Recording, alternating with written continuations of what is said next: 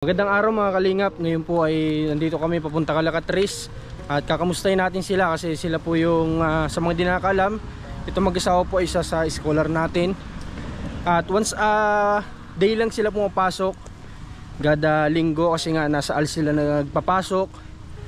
At noon sa ano sila, sa public school talaga sila. Kaso nga lang hindi sila makapag-focus sa pag-aaral sa dami ng ginagawa dito sa bahay nila na trabaho, pati na din si Catrice sa pag-aalaga sa anak nila. Dito si Commander sa likod kasama natin at si Rans, cameraman natin. Papasok tayo dito ngayon at may ilang linggo din yata o may mga 1 week mahigit na hindi tayo dito nakabisita. Grabe lang yung daan nila ngayon. Masaya pa kami ng mga oras na ito habang papunta kami dito Calacatris dahil alam namin na ngayong araw ay makapagbibigay na naman kami ng munting biyaya sa kanila na hindi namin alam ay nakaabang pala sa aming problema.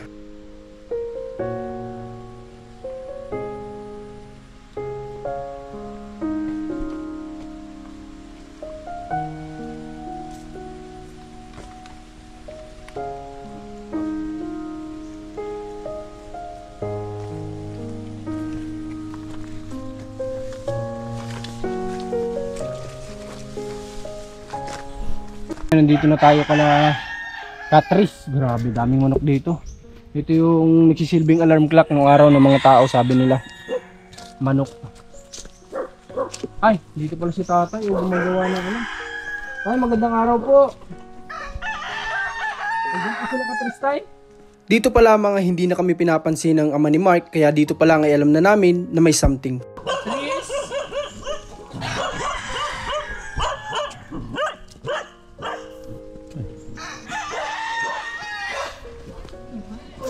Ay, Catrice, kamusta? Nandiyan si Mark? Nagalis. Tulog si baby ni Catrice. Halika Catrice. Kamusta na kayo? Ayos na lang. Dito tayo kasi may TV sila. Saan nagpunta pala si Mark ngayon? Nag-alis. Hindi ba sa trabaho pupunta? Hindi ko rin po alam. Hindi sa'yo nagpaalam? Dapat nagpapaalam sa iyo, ano? Para alam mo rin kung nasaan. Kumusta naman yung pagpasok mo? Ayos naman po. Nakapasok pa kayo? Ayos yan, dire-diretso lang yung pagpasok. Kumusta naman yung pagtatrabaho ni Mike kapag walang pasok? Ngayon po, nag-ipon po siya ng nyug. Ang sa kanya. Ayun? Opo. Para sa? Kay Tutoy po sa birthday po. Kailan yung birthday ulit ng Tutoy? 24 po. 24 ng December. Okay, di ba nag-promise kami sa inyo na tutulong kami sa paghanda. Para namin yan. No? Para kahit paano, hindi kayo masyadong mabigatan sa magiging birthday. Isasabay ba yung binyag? Hindi po namin alam kung matutuloy. Bakit?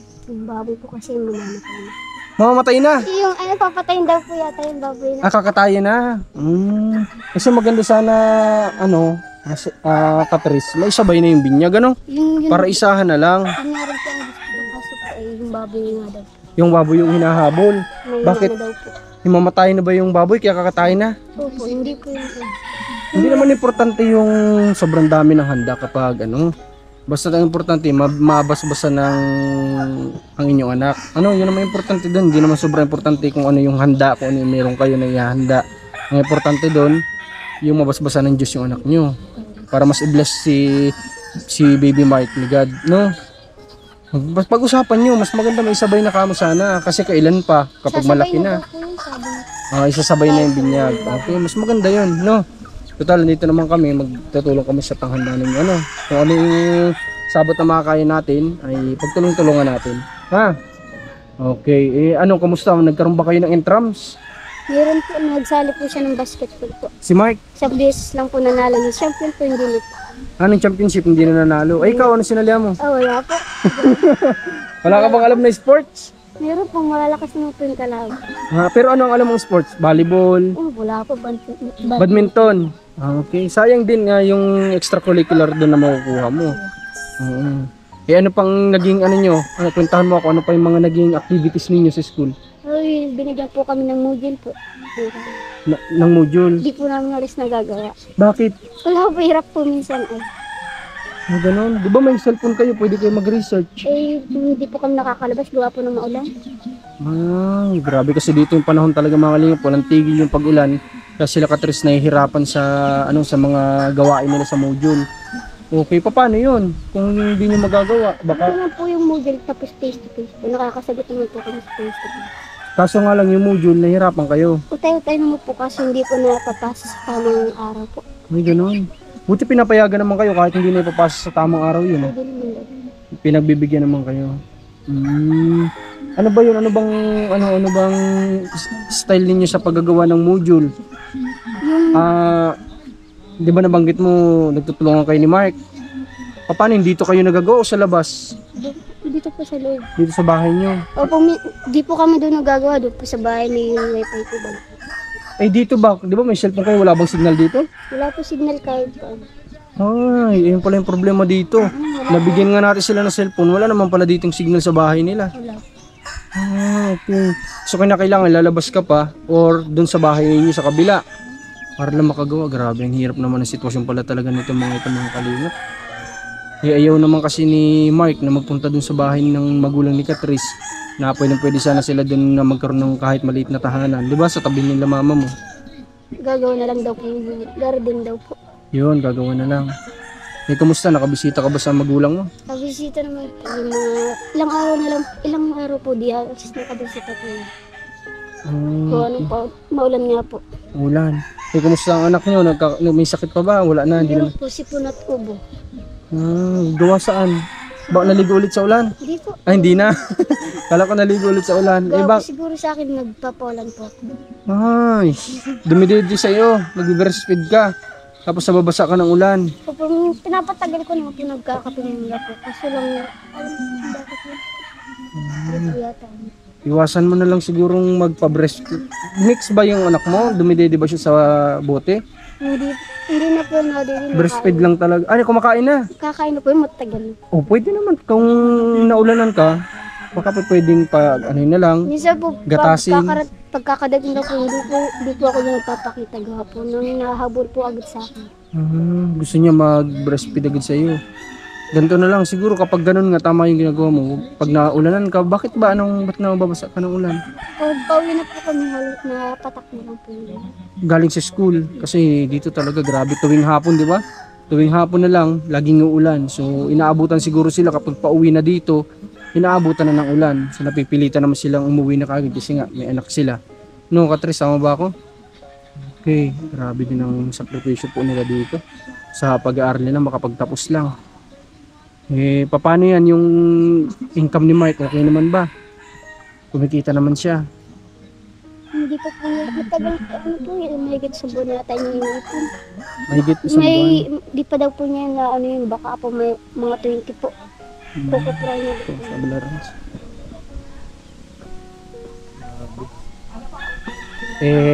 Kwentuhan mo kami, Catrice, yung sa kinikita ni Mark. Sumasapat naman ba sa inyo? Sumasapat naman po. Nabili po kami ng dati. Kaso lang po di po kami nagkakapera ngayon. Gawa po nang di po niya ginagalaw talaga yun. Galing ni Mark din po ano. Kasi yun daw pinagtatrabuhan ni Mark. Sa iniipon niya ngayon na mga nyug. Ayaw galawin ni Mark kasi nga inilalaan niya para sa magiging birthday nung anak niya at saka binyag. Ano? Galing din ni Mark. Talagang ano din siya kumbaga tawag dito. May words dito hindi ko lang maiisip. Kumbaga tawag dito, may disiplina din si Mark. Kagaya nun, kung wala kasi disiplina ng isang tao, may hawak ang pera. So, bili tayo ng ganito, bili tayo ng ganyan. Pero siya, inaano niya yung may paglalaanan siya. So talagang hindi niya ginagalaw yung pera na yun. No? Okay, pero at least napoprovide naman pala para sa gatas, diaper. Okay. Kaya nung madalas nyo na lang inuulam dito. Nangunguha po yung mama niya ng gulay po. Gulay. Tapos, madalas gulay inuulam nyo. Minsan po nakakakuha po ako sa bayan ng isda po. Pag Kanina po? nauwi po ako na pinapadalan po ako ng isda. Kala mama mo. Grabe parang ako po yung nahirapan sa sa pag-aaral nila, Catrice, kasi nga wala po ditong signal sa lugar nila. Alam naman natin na sa module number 1 na kailangan ay yung internet. So, dun sila nahihirapan. Paano ba yung pwede natin maging solusyon dito para lang magawa nyo ng ayos yung module nyo? Para di kayo nahihirapan. Sa tingin mo, may idea ka ba? Pwede po po itong lagyan ng wifi kasi po di po namin kaya magpalagay. Kaya nga lang, ang wifi kasi, kumukuha din niya ng signal sa ano din. Eh kung wala signal dito, wala ding signal yung wifi. Ganun kasi yun. Ang nga po, yung ate ko po yung nanalo daw po yung kapitan dyan, mapagawa daw po siya ang kapos. Mapalagay daw po. Kasi ang internet dito sa atin, kumukuha lang din sila ng signal doon sa Smart at Globe. Eh kung sa cellphone pa lang wala nang signal dito, ganun din yun. Keypad lang po. Wala yan din talaga. Sa bubong. Keypad po doon po sa taas. Saan sa bubong taas? po, sa bubong. Ay, kapag dyan sa bubong nakakasagap siya? Opo, pero po touchscreen po hindi po nakakakuha. Ay, ganun. Mabagal po sa Siguro kung ang wifi siguro itataas ilalagay sa medyo mataas na lugar dito sa inyo, magkakaroon ano? Sige, itatry natin yan na baka magawa natin ng paraan sa internet ninyo, no? Para hindi kayo nalilate sa pagpasa, no? Kasi once a week na nga lang kayo pumapasok, madidelay pa yung pagpasa ninyo ng mga nyo. Ano, Katris? Okay, susubukan nating magawa niya ng solusyon, ha? Hawakan mo, ha? Pandagdag mo sa pambili ng ninyo, ha? Ng diaper ng anak mo, ha? Sakto wala na po yung diaper. Ha? Sakto po wala na po yung diaper mo. Ganun? Ubus na? Gatas, meron pa ba? Wala na rin po. Ang maliit lang po yung nabibili namin gawa po ng po. Wala pa po. Pag nagkakamay po, nabibili po namin mga lang po. Maliit lang din, gano'n lang din po. Maliliit lang, tumatagal lang ng gano'ng katagal yun kay baby. Mga 1 linggo lang din po. 1 linggo? Grabe. Ayan, 300 plus. Malaki na yun. So, bibili ka ng malaki na, ha? Tapos, diaper, bilang mo si baby mo, ha? Tapos, siguro, kung bukas, before kami umalis ulit, kasi pupunta kami ng Quezon, maghahanap tayo doon ng pwedeng matulungan natin. May mga homeless ako doon nakita, baka pwede natin silang tulungan. Before ako aalis, Katris, magdadala ako ng mga groceries, ha? Para sa ganun, hindi na kayo mamroblema. Mas natin, mas pagpukusan natin pala kapag magdadala kaming groceries yung para kay baby. Ano, gusto mo ba yun? Okay. Yun po nga maganda yung gatas po, diaper. Gatas diaper. Bilan na natin si Totoy ng malalaking gatas, no? Tapos diaper, yung maramihan na diaper. Ha, Katris? Okay. Pasensyahan na nga ngayon kasi may pupunta lang sana kami, kaya wala kaming dalang groceries sa ngayon. Kasi nga, may pupunta kami pero sabi ko nga, naisip ko na baka nandito kayo, dadaan na rin kami, total dito din naman kami dadaan. No? Okay. So, tuloy mo lang yung pag-aaral, ha? Galingin nyo sa pag-school nyo habang nandito pa sila tatay, sila nanay na nag-aalalay sa inyo. No? Habang malalakas pa sila na tumutulong sa inyo. Okay, kakamusta mo na lang ako kay Mark, ha? Sige po. Okay, ikaw ba may gusto ka bang i-request? Ano bang gusto mo i-request? Yung nakakaya po yung para Ano? po kay Tuti yung nainggit po siya sa bike ng ate ni Macni, sana kami ayun po sana. Ah, ganun. Sige nga, Inihila po niya yung bike ng anak ng ate niya. Nag-aaway po. nag-aaway, nag-iiyakan. Gusto din ni... Kaya na ba niya? Kaya naman po niya mag-balance pero po hindi po niya abot yung tipaan po. Kasi mataas. Okay. Paano yun? Tsaka saan siya dito magbabike? Pwede naman dito. Okay, so yung anak pala ni Katris, kumbaga nahihili daw. In other words, nahihili siya dun sa anak nung kapatid ni Mark na may bisikleta na maliit. So nag-aaway ang dalawang bata. Kaya mas maganda mayroon ding bisikleta si Tutoy Mark na bukod. Para nang sa ganun, habang bata siya, ma-experience din niya yung mga bagay na ganun. Na pagdating ng araw, paglaki niya, makita niya yung video, makita niya yung picture na grabe, hindi rin pala ako pinababayaan nila mama noon, di ba? Yung mga ganun na-experience ko din pala itong mga bagay na ito. No? Okay, sige mo, ha? At gagawa natin ng paraan lahat ng problema, no? Sige po, salamat. Okay, basta yung sa binyag at saka sa tutulong kami din sa handa, ha? Huwag niyo nang problemahan yung baboy kung kung mamamatay na yung baboy, hindi naman sobrang importante na sobrang dami ng handaan, no? Ang importante yung basbas ng Panginoon sa anak ninyo, no? Okay. Ano pang gusto mong i-request? Yun lang. Ha? Yun lang po muna. Siguro po, di ko pa po alam halos. Yun lang Okay. po ang nakikita kong gusto ni Tutoy. Yun lang talaga. Na hindi nyo sa ngayon kaya pang i-provide. Anong pakaramdam, Katris, na gusto ng anak niyo gano'n tapos hindi nyo pa may provide sa ngayon? Na ano po ako minsan, naawa po ako na di po namin kaya ibili yung gusto po niyang, kikita po namin gusto niya, eh di po namin kaya gawa po ng mahirap lang din po kami. Okay. So para sa magulang kasi talaga sa pakiramdam, kahit naman kami kapag may gusto yung anak namin hindi namin kayang ibigay, masama sa pakiramdam yun. Parang nandun na rin yung maawa ka sa anak mo, tapos nandun din yung pakiramdam mo na bakit ganito, hindi ko kayang provide sa ngayon yung nagugustuhan ng anak ko. Parang ganun, siyempre masasaktan din talaga. Magulang ay ganyan talaga. Siguro nga sila tatay, sila nanay, ganyan din naman naramdaman nila noon sa mga anak nila kapag may gusto na hindi ka agad-agad maibigay dahil nga sa sitwasyon din ng buhay. Ano? Okay, so maganda tong ni Catrice request sa atin para sa anak niya. Okay, pero sana yung internet din makabitan dito para hindi sila na late sa sa pagpasa ng anong tawag doon? Module tapos nag-ano pa kayo doon, di ba? Nag-face to face pa kayo. Okay, yung module ba every ang pasa? Pag kaya mo po ipasa nung pagpasok mo po, papasa mo po pag... Ibig sabihin gagawin mo siya sa loob ng 1 linggo. Opo, pag hindi po, pag mga may tapos ka na po, pwede mo po ipasa pa. Yung iba po hindi po pwede muna. Kung ano po, pagtapos lang po yun, wala po ang ipapasa. May napansin ako kay Catrice, parang nagbalik na ulit sa katawan niya.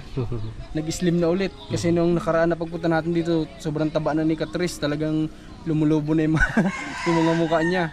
Okay, siguro hiyang sa gulay si Catrice.